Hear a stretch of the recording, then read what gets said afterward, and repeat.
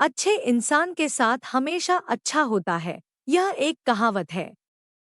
इसका अर्थ यह है कि जो दूसरों के साथ अच्छा करेगा तो उसके साथ भी हमेशा अच्छा ही होगा। किंतु आज के समय में यह कहावत कुछ लुप्त सी हो गई है, क्योंकि आज के समय में लोग एक दूसरे से ईर्ष्या करते रहते हैं। लोग अपने आप को दूसरों से बेहतर साबित करने में लगे रहते हैं। उन्हें दूसरों की कोई परवाह नहीं होती, वे सिर्फ अपने बारे में सोचते हैं। इस समय ऐसे बहुत ही कम अच्छे इंसान होंगे जो कि दूसरों के बारे में सोचते हैं, किंतु उनके साथ हमेशा अच्छा ही होता है। ऐसी ही एक अच्छे इंसान की कहानी आज मैं आपके सामने प्रस्तुत कर रही हूँ, जिसके साथ हमेशा अच्छा ही होता रहा। प्राचीन काल की बात है। एक शेरसिंह नाम का राजा हुआ करता था। वह बहुत ही अच्छा इंसान था। वह हमेशा दूसरों की मदद किया करता था। उसे अपनी प्रजा से बहुत प्रेम था। वह सभी की सहायता किया करता था। उसके राज्य में कोई भी व्यक्ति असंतुष्ट नहीं था। किसी को भी किसी चीज की कमी नहीं थी। उसके राज्य में भरपूर पैसा था और साथ ही खेत खलियान भी भरे हुए थे। लोग बहुत ही अच्छे से जीवन व्यतीत कर रहे थे। उस राजा से जो भी व्यक्ति मदद की गुहार करता या अपने निजी काम के लिए धन की मांग करता था तो वह उसकी पूर्ति कर दिया करता था। इस बात से उनके ही दरबार के एक दरबारी, जिसका नाम करीम था, ने सोचा कि राजा बहुत ही दयालु है, क्यों ना इसका फायदा उठाया जाए। उसने उस राजा का बहुत ही खास और भरोसेमंद दरबारी बनने का सोचा, जिससे राजा उसे अपने खजाने की रखवाली के लिए तैनात कर दे। इसके लिए उसने एक योजना बनाई। वह राजा के आस पास ही रहा करता था। राजा शेरसिंह जो भी काम करने को बोलते वह झट से कर दिया करता था, और राजा के साथ वह हर जगह जाकर उनकी मदद भी किया करता था। राजा ने एक बार उससे किसी व्यापारी के यहाँ से आए धन को तहखाने में रखने के लिए कहा, और करीम ने बड़ी ही ईमानदारी से सारा का सारा धन तहखाने में रख दिया। राजा ने यह सब देखकर सोचा कि करीम मेरी हर जगह मदद करता है, और साथ ही जो भी काम मैं उसे करने देता हूँ वह बहुत ही ईमानदारी से करता है। राजा करीम से बहुत ही प्रभावित होने लगे थे।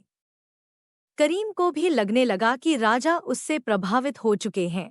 यही उसकी योजना थी कि ऐसा करने से राजा उसे जल्द ही अपने खजाने का रखवाला बना देंगे।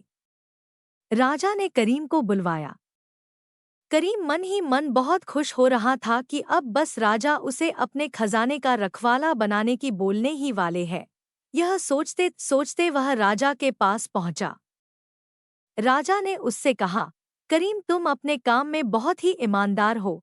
मैं तुमसे बहुत प्रभावित हुआ हूँ, और मैं तुम्हें अपने खजाने की रखवाली करने के लिए तैनात करता हूँ। यह सुनकर करीम ऋषि से फूला नहीं समा रहा था। उसने यह स्वीकार कर लिया और वह खजाने का रखवाला बन गया। रखवाला बनने के बाद कुछ समय तक उसने अपना काम बहुत ही ईमानदारी से किया, जिससे राजा को उस पर और भी ज्यादा भरोसा हो जाए। फिर उसके बाद उसने खजाने में घोटाला करना शुरू कर दिया। एक के बाद एक घोटाले करता चला गया, जिससे खजाने में बहुत ज्यादा नुकसान होने लगा था। किंतु राजा को करीम पर पूरा भरोसा था। उसे लगा कि कोई और है जो उसके खजाने में घोटाला कर रहा है। उसने अपने सैनिकों से इस घोटाले के बारे में पता लगाने को कहा। सभी लोग उस घोटाले करने वाले आदमी को खोजने लगे। फिर खोजते खोजते कुछ दिनों बाद यह पता चला कि यह सब घोटाला कोई और नहीं बल्कि करीम ही कर रहा था। राजा ने करीम को दरबार में बुलाया और उसे कहा, तुम बहुत ही बेईमान निकले और तुमने मेरा भरोसा तोड़ा है, तुम्हें दंड अवश्य दिया जाएगा। ऐसा कहकर राजा ने उसे महल से निकाल दिया। महल से निकाले जाने के बाद करीम ने सोचा कि अब मुझे कोई काम नहीं मिलेगा और यह सब राजा की वजह से हुआ है, मैं राजा को मार दूंगा। ऐसा सोचते हुए उसने राजा को मारने की योजना बनाई।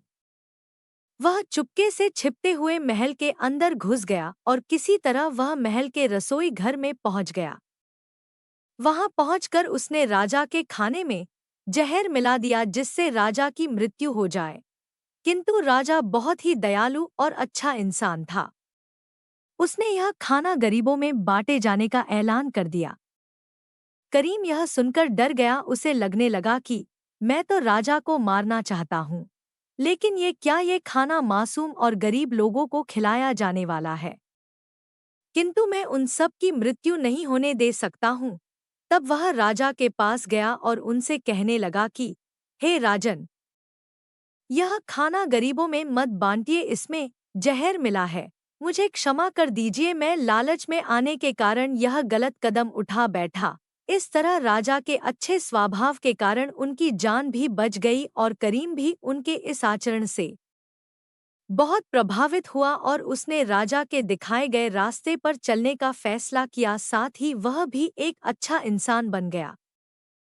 इस कहानी से यह शिक्षा मिलती है कि जिस तरह शेर सिंह दूसरों के साथ अच्छा व्यवहार करके एक अच्छा इंसान बन गया और उसकी जान भी बच गई, उसी तरह हमें भी दूसरों के साथ हमेशा अच्छा व्यवहार करना चाहिए ताकि हमारे साथ भी हमेशा अच्छा हो। आज के समय में लोगों को अपने आप से ही फुर्सत नहीं मिलती, वे दूसरों के बारे में क्या सोचेंगे, किंतु हमें यह सोच बदलनी होगी, तभी हम एक अच्छे इंसान बन सकेंगे और हमारे साथ हमेशा अच्छा होगा। तो दोस्तों, आज की यह कहानी आपको कैसी लगी कमेंट करके ज़रूर बताएं। वीडियो पसंद आई तो प्लीज़ लाइक करें, शेयर करें, चैनल को सब्सक्राइब करें। धन्यवाद।